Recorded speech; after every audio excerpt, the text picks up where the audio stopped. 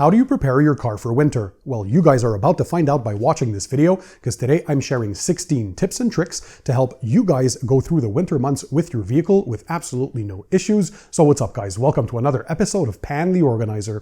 On my channel, I share a lot of car detailing tips and tricks. I personally wash my own car twice weekly, and well, hence the name Pan the Organizer. I also like everything organized, and that includes have a car running in tip-top conditions. And talking about winter, I should know because I'm from Montreal, Canada, where the temperature can drop all the way down to minus 31 degrees Fahrenheit or minus 35 degrees Celsius. We have a lot of road salts that are used on the roads.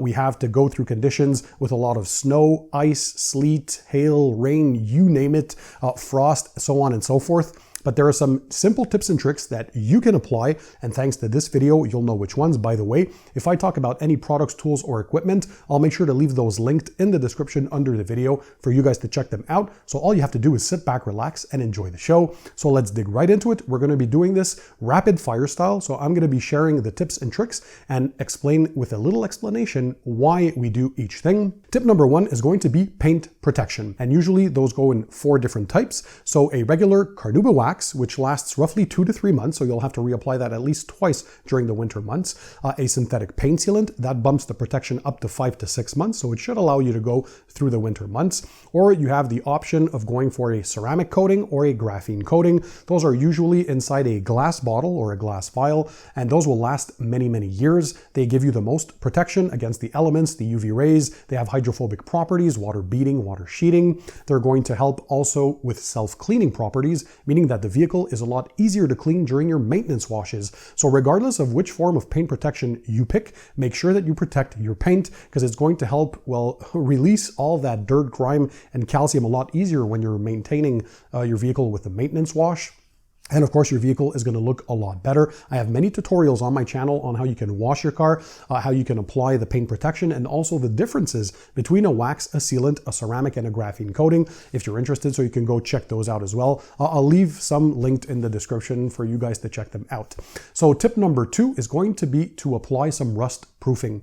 Now, although most new cars these days are manufactured with corrosion protection, there are a lot of older vehicles that might benefit from having some rust proofing done. So I would contact your local rust proofing specialist and try to focus more on wax-based or paraffin-based rust proofing, not really the oily, runny ones that you have to redo quite often. So look for the thicker ones, so they'll protect, and also look for underbody protection or undercarriage protection as well. So get some information on how that can help your specific make and model to help protect it against rust, right?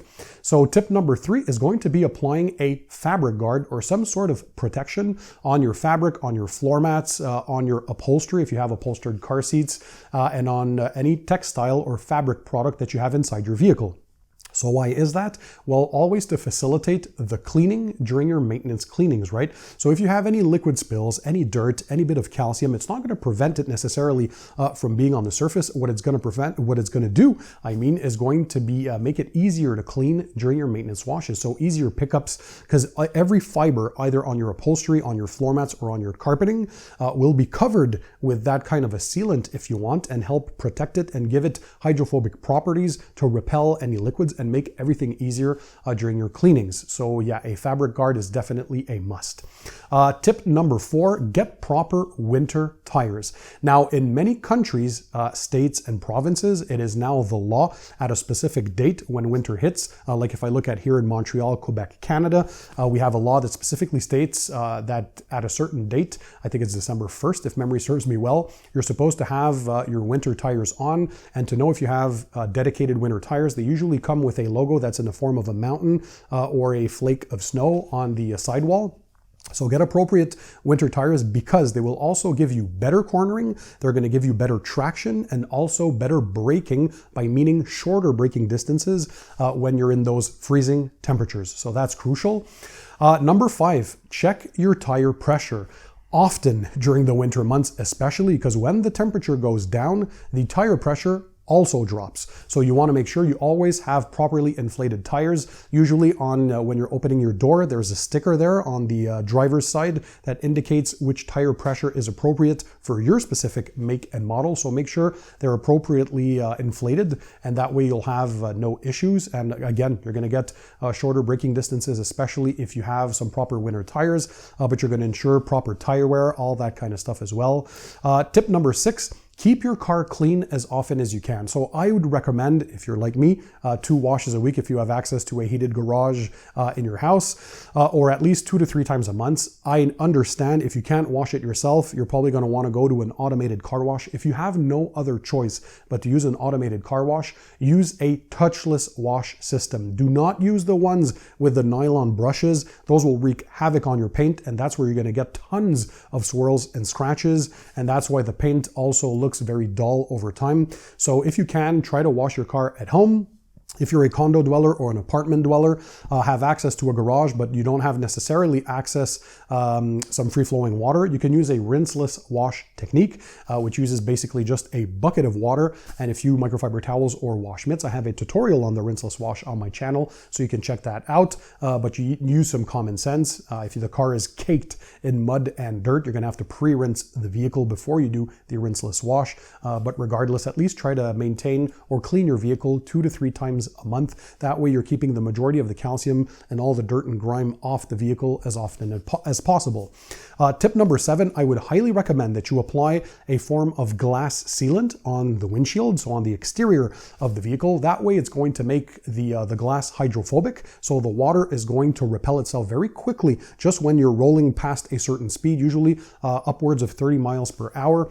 That's where you're going to see the water just flee off of the glass, and that greatly increases your security while driving because it increases your visibility during inclement weather, especially in rainy conditions. So all that stuff is going to remove itself very quickly. It's also going to prevent ice from sticking as much, so it's going to be a lot easier to de-ice your windshield if you have a glass sealant or a glass coating. I have a video also on how you can apply a glass sealant on your windshield, so check that out.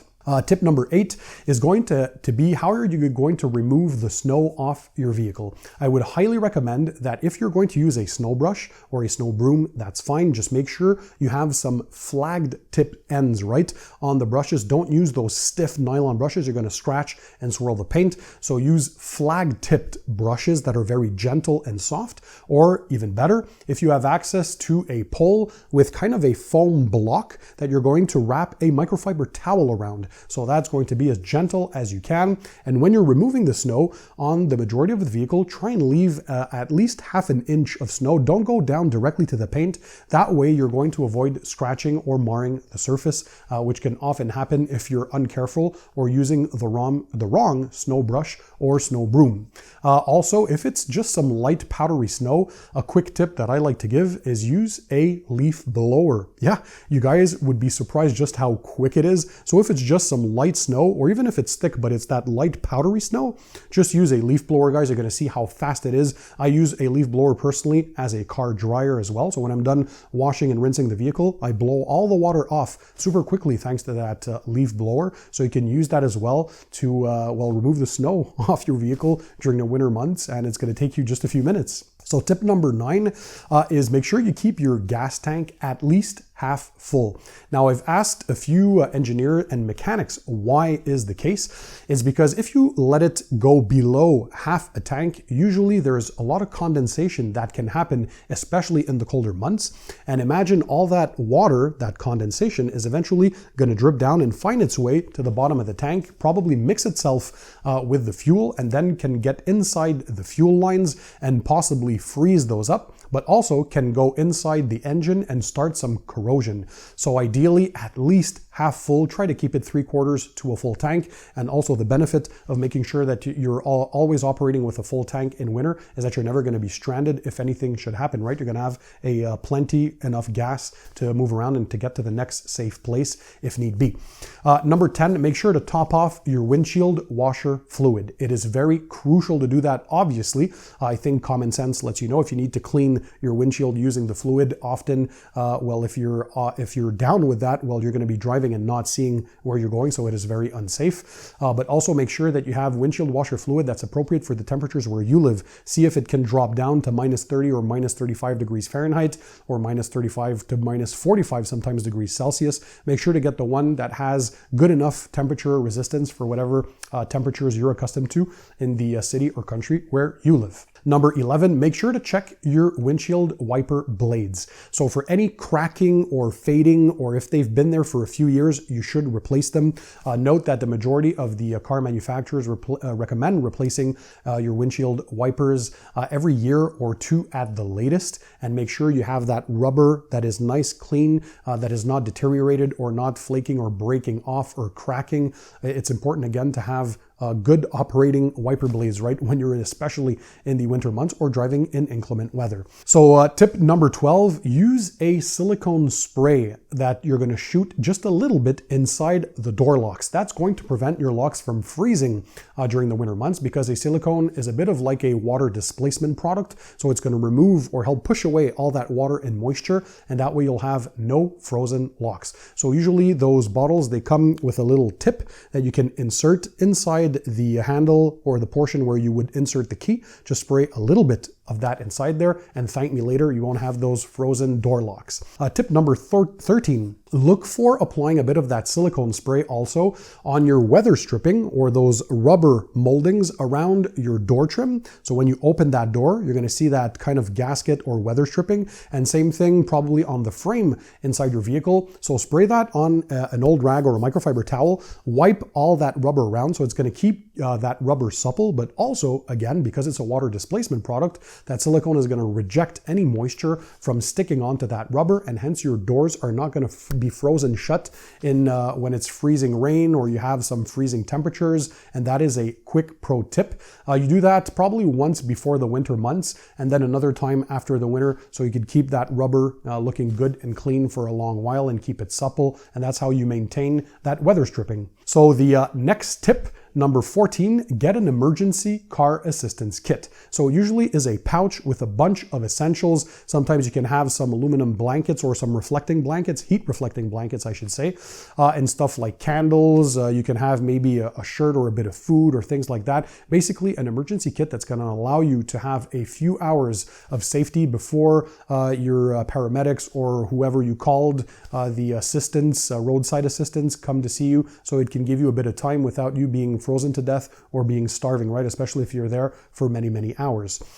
Tip number 15, have your battery checked as often as possible, at least once or twice a year, by your car mechanic to make sure it operates at a proper voltage. It is key when you're going to start your vehicle in the winter months. How many people do you know, right, that were stranded or left in a parking lot because their car wouldn't start?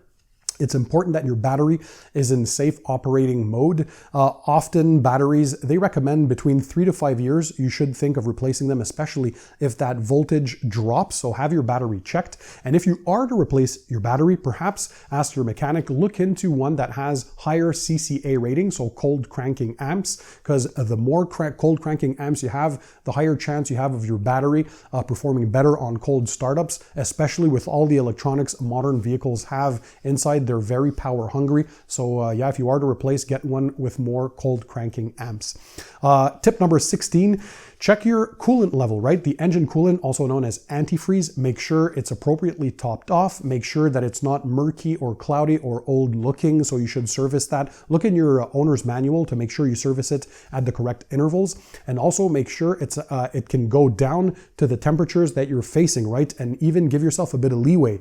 So you should have some antifreeze if you live in conditions that can drop to minus 25 Fahrenheit. Maybe look for some antifreeze that's good until minus 30 or minus 35 Fahrenheit. Or if you're in degrees Celsius, for example, let's say temperatures drop to minus 30 Celsius where you live, or you should be looking for an antifreeze that can still be operational to temperatures to minus 40 or minus 45 degrees Celsius. So always have a buffer that your coolant can go lower than the temperatures you actually face. And if you apply all these tips, guys, your vehicle will be running better for longer and you'll be safer as well. I hope you enjoyed this. Again, all the links to the tools, equipment, and products and videos, I'll drop those in the description for you guys guys to check them out. If you enjoyed this, smash the thumbs up button. That always shows me the support of my fans and everybody watching my videos. I truly appreciate it. And share this video, by the way, with friends and family, or to anyone who might benefit from these kinds of tips and tricks. So thanks for being there. Thanks for watching. And in the meantime, don't forget, keep it tight, keep it clean, and I'll see you on the next one.